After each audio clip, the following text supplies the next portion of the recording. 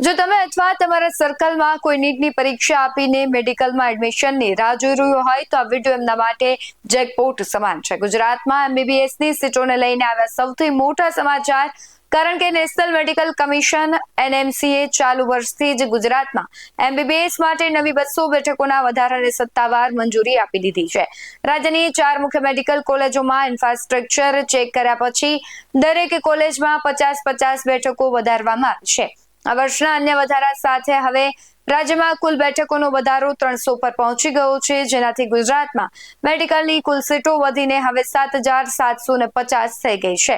આનાથી ફાયદો એ થશે કે મેરિટમાં સહેજ પાછળ રહી જતા તેજસ્વી વિદ્યાર્થીઓને હવે સરકાર કે અર્ધ સરકારી સીટ મેળવવાના ચાન્સ વધી જશે અને સામાન્ય અને મધ્યમ વર્ગના વિદ્યાર્થીઓ માટે સ્થાનિક સ્તરે જ ડોક્ટર બનવાનું સપનું પૂરું કરવાની આ બેસ્ટ તક છે।